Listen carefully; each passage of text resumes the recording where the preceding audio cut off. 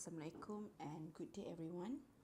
So now we will learn on how to use risk analysis to support decision making. So this chapter considers how to use risk analysis in a decision making context when adopting the predictive approach to risk and uncertainty presented in chapter 3 and 4. The purpose of risk analysis is to support decision making, not to produce numbers. From this starting point, we have established a predictive approach to risk and uncertainty. In this chapter, we will see how we can fit this framework into a more general decision making.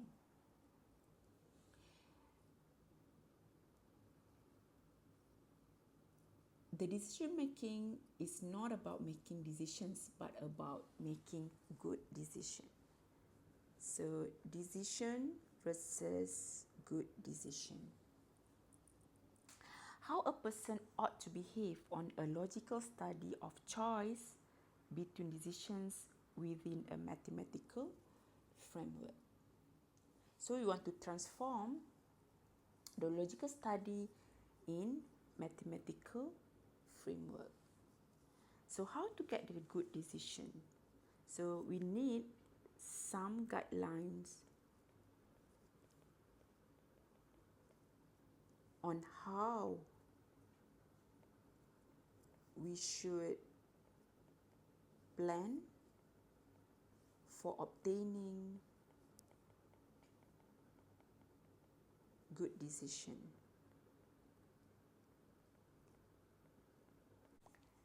So the key thing here, we have to link between risk analysis and formal decision analysis.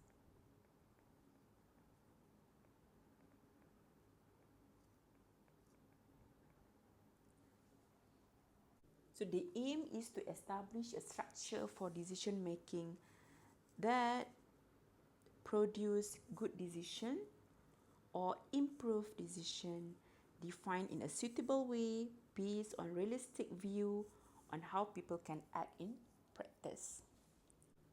So this chapter discusses the use of risk analysis as a tool for decision making, and it will touch on aspects of risk treatment, risk acceptance, and risk communication. So risk analysis basically is a tool for decision making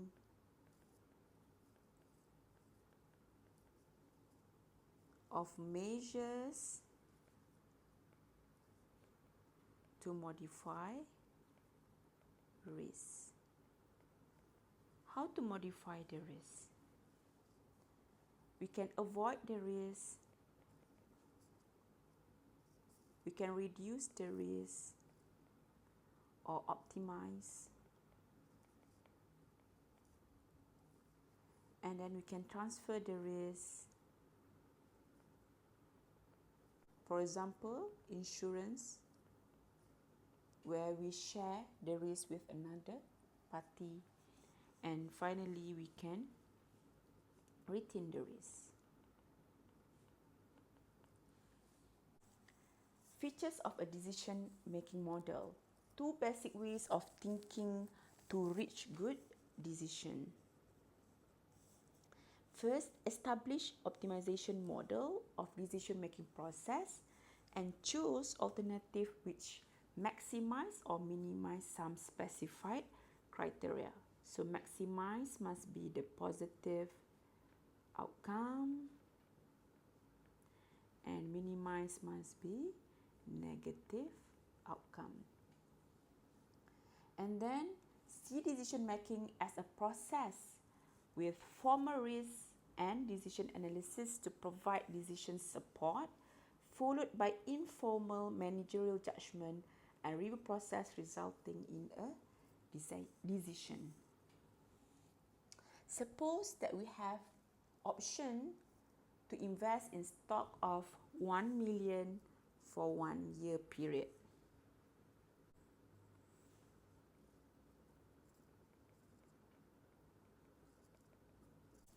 Invest in stock of 1 million in 1 year, or leave our saving in the bank. So the outcome here, if we invest in stock of 1 million, so the value after the 1 year may increase to 1 plus X million. And the second one, if we leave our money in the bank, interest will be 1 plus Y.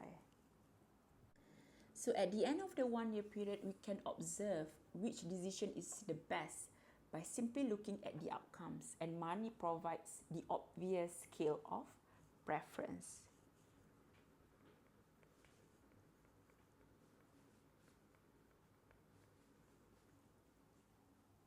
In most decision-making situations, however, we do not have a simple scale of preference, and we are not able to observe the outcome.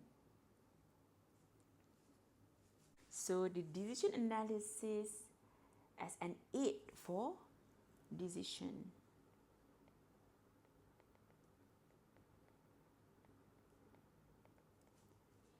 So we need appropriate approach which considering varying degrees of managerial judgment and review process. Okay, this figure shows the basic structure of decision-making process. So the decision problem is the starting point, and then it is formulated with the decision alternative. So we have to choose among a set of decision alternative. For example, we decide to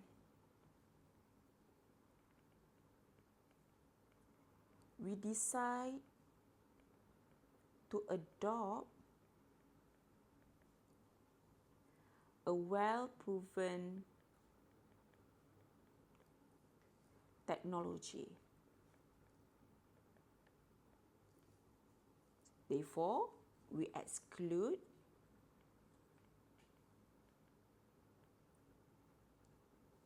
cases that require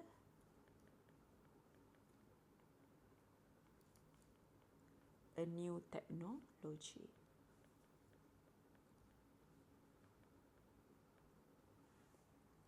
So the alternative is the new technology. So if we decide to adopt a well-proven technology, so we exclude the alternative. So number of alternative must be manageable. Why? So that many alternatives can be excluded when uncertainties are large. So we exclude the alternative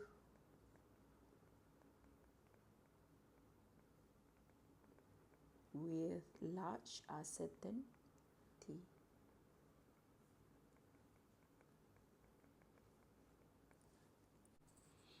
Suppose given a set of decision alternatives before management makes a decision, it needs some support as basis for its decision.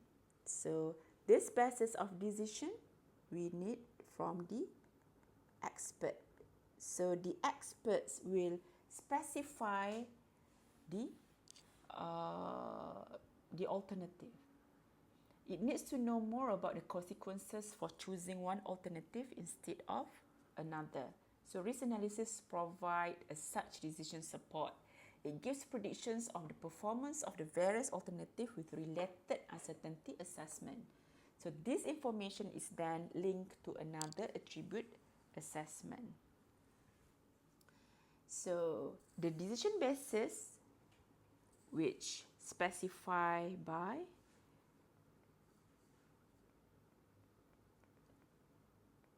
the experts. So the integration process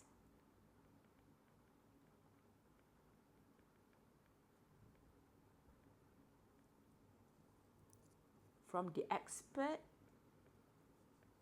alternative, and then judged by the experts and management. Judged by experts and management.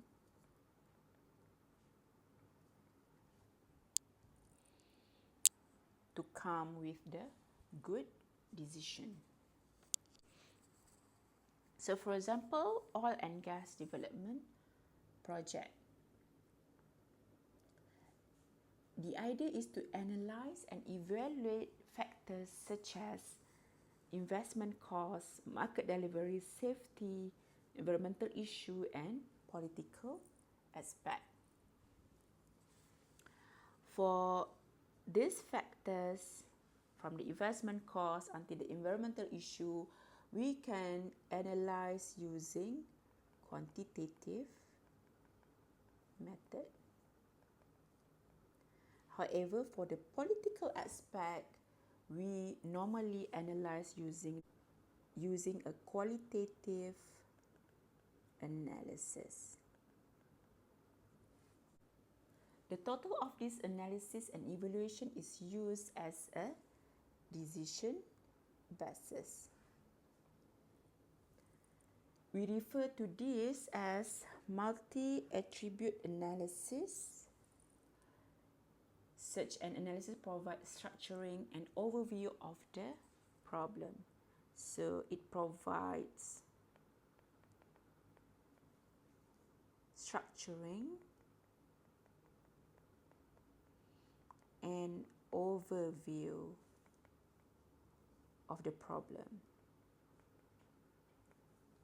And it gives a useful insights.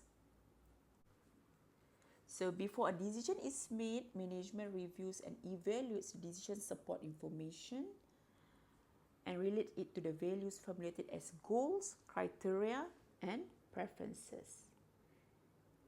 And this project can consider cost-benefit analysis to help with the decision making. So cost-benefit analysis is one tool of the risk analysis. So it is a tool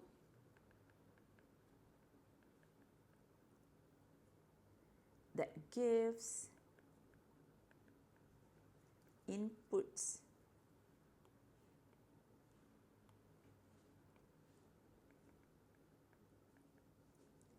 to decision maker.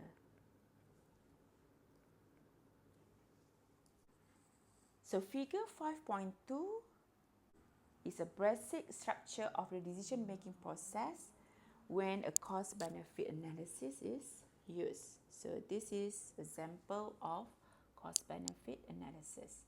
So Y represents the observable quantity. So this term we learned in previous chapter. It can be cause or number of fatalities. And then we have PY represent the probability of the observable quantity. It must be in value like 1/100 or 1/200. The value must be between 0 and 1. And then the cost-benefit analysis, it will provide the expected net present value, and it gives input to decision making before they decide something.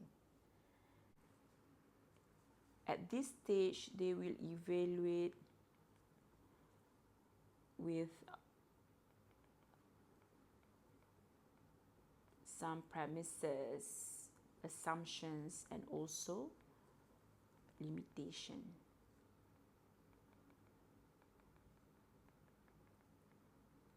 Before they make a decision. So the decision are based on background information and the results of the analysis. So these two components are important in decision making, the background information and also the results from the analysis. So there are common factors to consider. The decision alternative being analyzed, the performance measures, the fact that results of the analysis represents the judgment, the difficulty of assessing value for cost and benefit, and uncertainty. And the fact that the analysis results apply to models, for example, simplification of the world and not the world itself. So we just simplify, we cannot change the world. The weight that the decision maker will put on the results of the analysis depends on the confidence he has in the analysis and the analyst. Here are some important issues, which are who are the analysts, what competence do they have, methods and model do they use, the information basis, the analysis influenced by some motivational aspects, what quality assurance procedures have they adopted in planning and executions of analysis. Okay, for risk problem classification scheme, it provides a knowledge base of for structuring risk problems, and then risk policies and class-specific management strategies. There are three management categories, which is risk-based, precautionary, discursive strategies. So the risk-based policy means treatment of risk avoidance, reduction, transfer and retention using risk and decision analysis.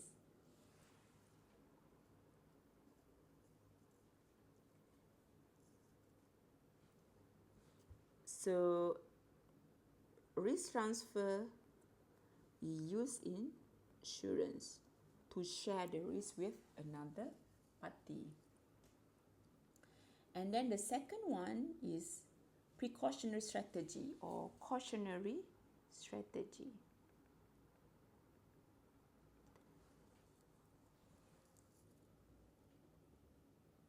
Means a policy of containment, constant monitoring, continuous research and the development of substitutes that offer similar benefit.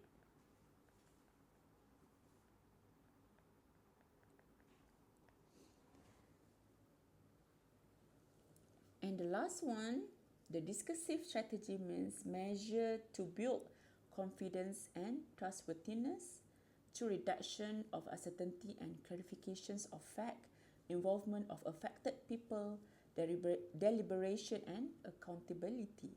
In most cases, the appropriate strategy is a mixture of this strategy.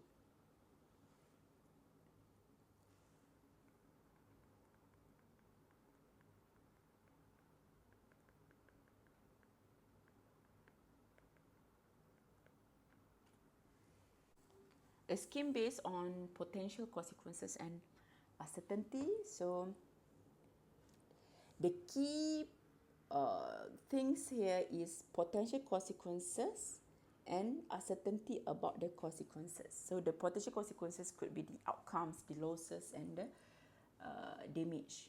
So from these two factors, the potential consequences and uncertainty,